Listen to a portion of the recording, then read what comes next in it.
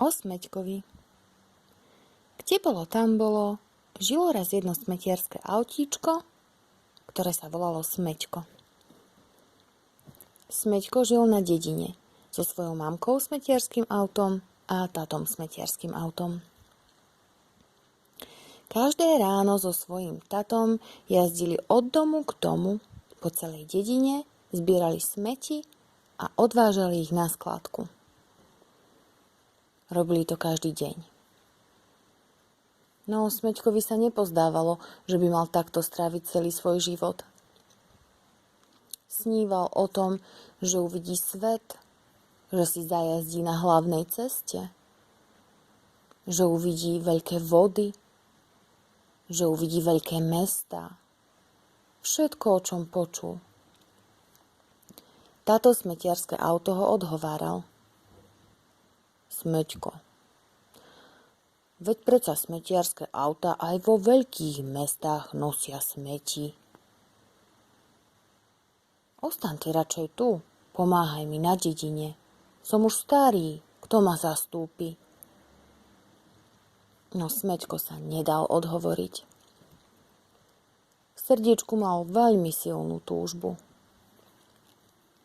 A preto raz v noci, keď všetci spali, vykradol sa Smeďko na hlavnú cestu. A išiel, odhodlane, vytrvalo. Nikdy tak dlho nešiel. Bol už aj celkom vyčerpaný. Až tu natrafil na benzínovú pumpu. Povedal si, že tam si odýchne.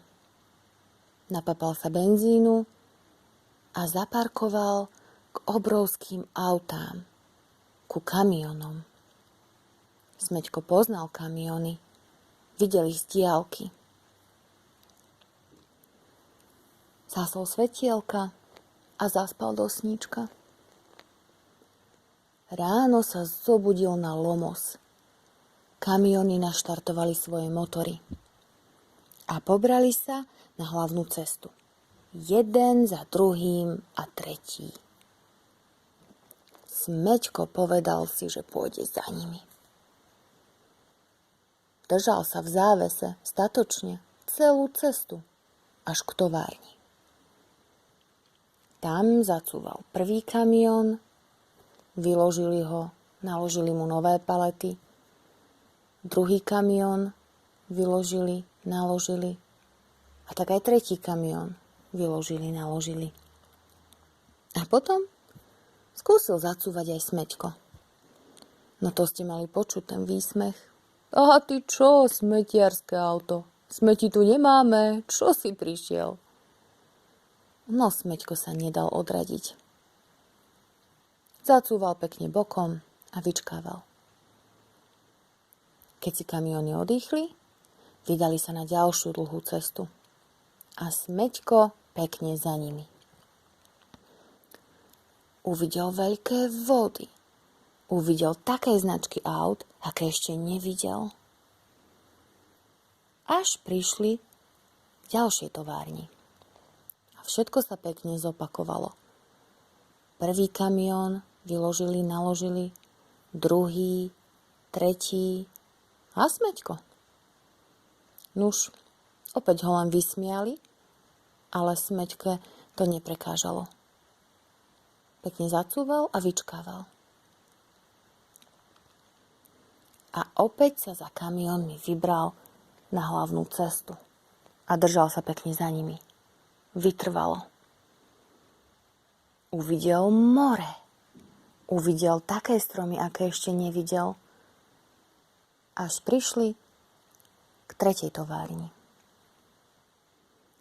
Prvý kamión, druhý kamión, tretí kamión a tu zrazu problém. Ostali 4 palety, ktoré sa nezmestili do kamiónov. Smeďko zacítil svoju šancu. Zacúval a zatrúbil na znak, že je voľný. Všetci sa na seba tak s údivom pozreli, no povedali si, že je to asi najlepšie riešenie. Kým príde ďalší kamión, bude to trvať veľmi dlho. A tak Veru Smeďka naložili. Smeďko bol taký rád. Hrdo išiel na hlavnej ceste. Cítil sa ako štvrtý kamión. A Veru kamióny si už na Smeďka zvykli. A tak v ďalšej továrni, keď vyložil Smeďko palety, naložili mu opäť ďalšie palety. A každý ho začal brať ako štvrtý kamión. Smeďkovi sa splnil svoj sen. Jazdil s kamiónmi po celom svete. A neskôr sa aj vrátil k svojmu tatovi. Nahradiť jeho miesto, pretože jeho sen bol naplnený.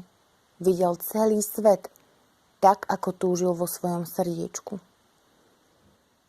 Preto, detičky, pamätajte, keď po niečom silno túžite, môže sa vám to splniť.